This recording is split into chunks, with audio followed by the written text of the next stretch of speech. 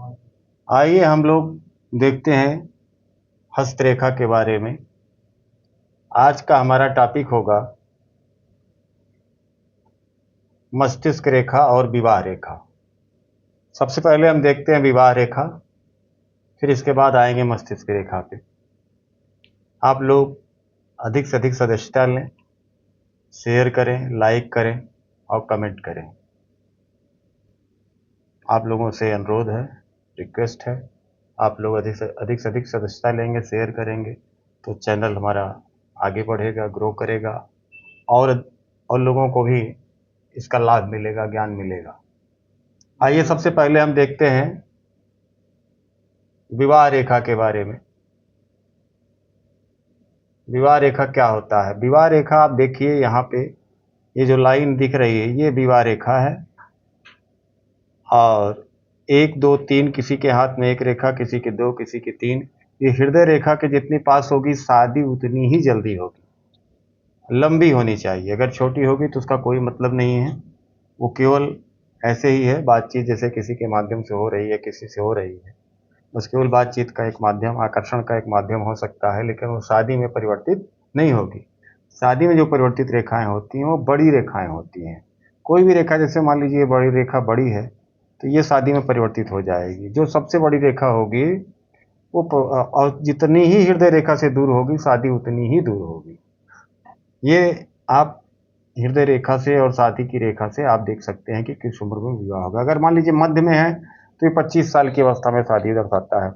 अगर हृदय रेखा से ज़्यादा दूर है तो किसी किसी की शादी आप देखिए 45 साल, 50 साल, 55 साल, 60 साल की अवस्था में होती है। किसी की शादी 12 साल, 14 साल की अवस्था में हो जाती थी। तो ये रेखाएं बताती हैं कि आपकी हृदय रेखा के नज़दीक है वो रेखाएं। नंबर एक बात। इसी पे जो है छोटी छोटी रेखाएं होती हैं, ये होती हैं संतान रेखाएं। जैसे ये आप देख रहे हैं विवाह रेखा के ऊपर 4 संतान, 1 2 3 4 4 4 संतान होना चाहिए। जो रेखा गहरी होगी पुत्र होगी, जो हल्की होगी वो पुत्रियों की रेखा होगी। ये तो रही आपकी विवाह रेखा। विवाह रेखा एकदम स्पष्ट हो गया कि कनिष्ठ अंगुली के नीचे और हृदय रेखा के मध्य में जो रेखा, खड़ी रेखा, क्षैतिज रेखा जो होगी वही आपकी विवाह रेखा होगी।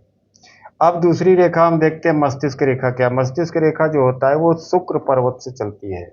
बृहस्पति और शुक्र के बीच से, मध्य से अंगुष्ठे के एकदम किनारे सबसे निचले भाग से वो मस्तिष्क रेखा चलती है। मस्तिष्क रेखा आप लोग देखिए यहाँ से चल करके मध्य किसी की इतनी होगी, शनि पर्वत तक जाएगी, मतलब शनि रेखा तक जाएगी, और किसी की जो है ये चंद्र पर्वत तक जाएगी।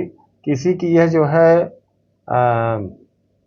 मंगल, आपका देख रहे हैं ये, जैसे आपका ये हो गया बुद्ध पर्वत हो गया, ये आपका यहाँ पे आपका ये चंद्र पर्वत हो गया, और ये आपका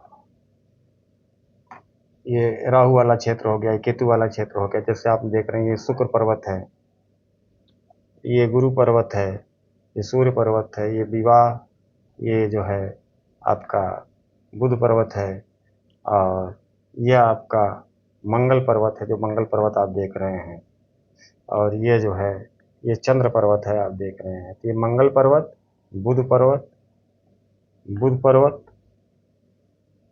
मंगल पर्वत, बुध के नीचे मंगल पर्वत।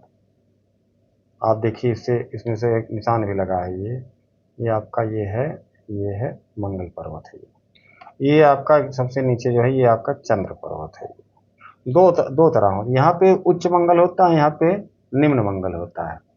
तो बुध मस्तिष्क रेखाएं जो होती हैं वो उच्च मंगल से निकल करके निम्न मंगल की दिशा में आती हैं। अगर ये रेखाएं कहीं की कटी है, इसके ऊपर लाइनें अगर खींची गई हैं तो इसका मतलब मस्तिष्क कमजोर होगा। मस्तिष्क कभी कभी 2 भागों में बढ़ जाता है, वो अच्छा माना जाता है, संतुलित माना जाता है, बैलेंस्ड माइंड माना जाता है। अगर कभी कभी फोर्क बना लेते हैं, ऐसे ऐसे करके ऐसे ऐसे बन जाती है, या ऐसे करके ऐसे बन जाती है। मस्तिष्क रेखा सीधी हो, लंबी हो, स्पष्ट हो, ज़्यादा गाढ़ी रेखा हो तो मस्तिष्क उतना ही ऊर्जावान होता है, उतना ही क्षमतावान होता है, उतना ही तार्किक होता है। तो इस तरीके से ये होती है मस्तिष्क रेखा और आपको विवाह रेखा। आज मैंने आपको केवल 2 रेखाओं के बारे में बताया। आप लोग चैनल को अधिक से अधिक सदस्यता लें, लाइक करें, शेयर करें, जिससे हमारा उत्साह बढ़े और हम हाथ की बारीक से बारीक रेखाओं के बारे में आपको बताएं। जानकारी दें। धन्यवाद।